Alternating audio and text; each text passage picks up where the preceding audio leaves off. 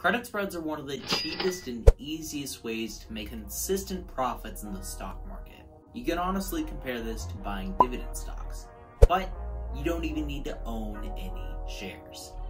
Let's talk about it.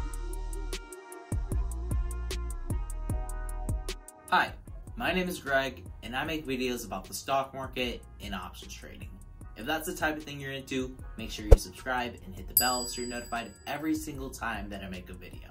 Today I'm going to be talking all about credit spreads and how exactly they work. So to break it down for you, first we're going to go over the fundamentals behind a credit spread. Then we'll follow this up with an actual example over from Robinhood. And if you stick around all the way to the end of this video, I'm going to show you exactly how I choose stocks to sell credit spreads on. Whenever you open a credit spread, or really any spread for that matter, you're buying one option and you're selling another option. And with credit spreads specifically, you're selling an option that has more value or holds more premium, and then you're buying back an option that holds less premium. This means whenever you enter a credit spread, you're getting paid a credit, just like the name suggests. So you can honestly compare this to selling calls and puts, but it doesn't require nearly as much money. Whenever you enter into a credit spread, you're only paying the difference between the two strike prices times 100 because you're controlling 100 shares. And the strike price that you buy and the strike price that you sell depends on whether it's a put or a call credit spread. Whenever you open a put credit spread, you're selling an option that has a higher strike price and buying back an option with a lower strike price. And for calls, it's the exact opposite. For a call credit spread, you're selling an option with a lower strike price and buying back an option with a higher strike price. Now I know this might be super easy to mix up, so I'm gonna make this super simple for you.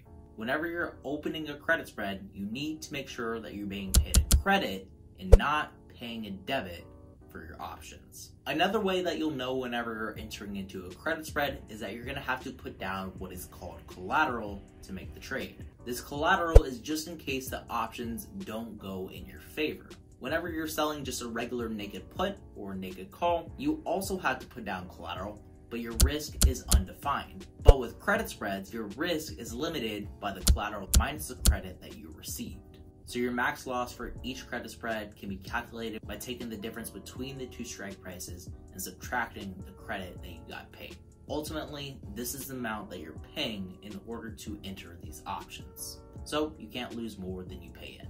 Your max loss scenario should only play out when both of your options expire in the money. For a put credit spread, this means that both of your strike prices are above the share price whenever the option expires. And for a call credit spread, again, the exact opposite, both your strike prices are below where the share price is when these options expire.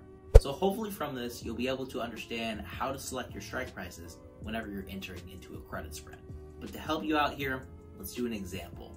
If my assumption on stock XYZ is that it's going to stay above $100 by the time my options expire, I'm going to sell a $100 put and then buy back a put with a lower strike price. Just to simplify this, let's set our lower strike price for $99. This means that I'll be putting $100 down as collateral, which can be calculated by taking the difference between the two strike prices, $1 times 100 shares that I'm controlling.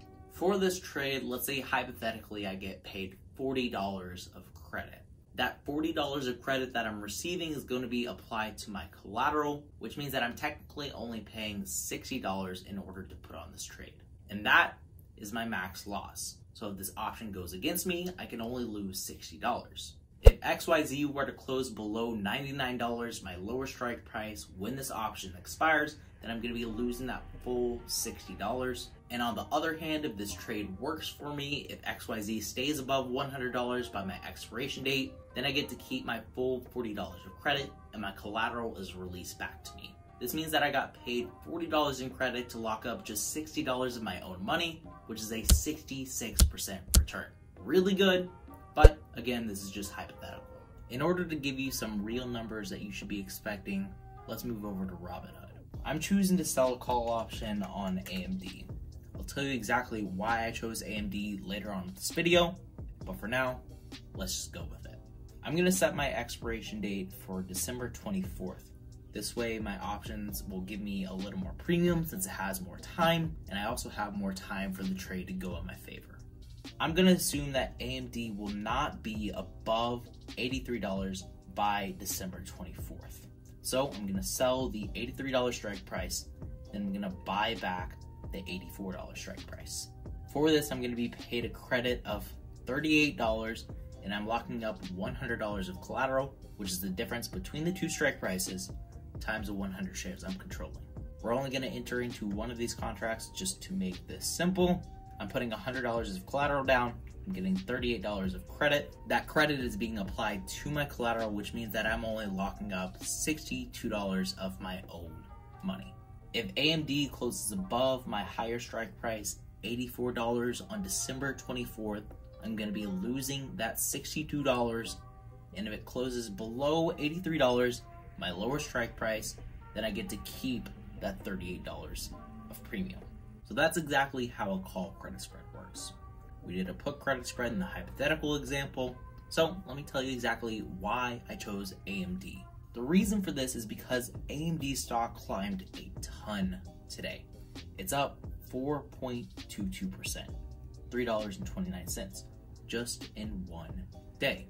So I know that I'll be paid extra premium for selling into the direction of the stock. The way that I found AMD was by searching over on FinViz, going to large and mega cap companies, and sorting by percent change. You can sort by lowest percent change or highest percent change depending on whether you want to do a put or a call credit spread. But for AMD today, I saw they were up a ton, so I sold a call credit spread.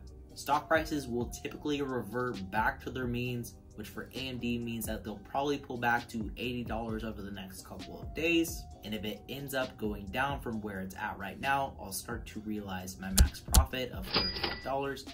But if it continues to extend up, then I'll start to realize my max loss of $62. And if you want to, you can actually calculate your probability of profit. For the credit spread strategy, in order to find your p-value, you'll subtract the credit that you received divided by the difference between the two strike prices, multiplied by 100, all from 100. In this case, the credit that I received was 38 cents. The difference between the two strike prices was $1. 0.38 divided by 1 is just 0.38 again. So we multiply that by 100, giving us 38. And we subtract that from 100, giving us a probability of profit of 62%. Typically, the odds are in your favor whenever you're using credit spreads as opposed to regular options. So this is definitely a more consistent way to make easy money. If you need help choosing a stock in order to sell a credit spread, come on over to my Discord and ask away. There's 500 other members in there that you can get some ideas about the market. So come make some profit with us. I post all of my trades in every stock I'm watching over there, and it's completely free. That's all I have for you today on credit spreads. Thanks for tuning in, and as always, remember to stay positive, stay green. I'll catch you in the next one. Bye, guys.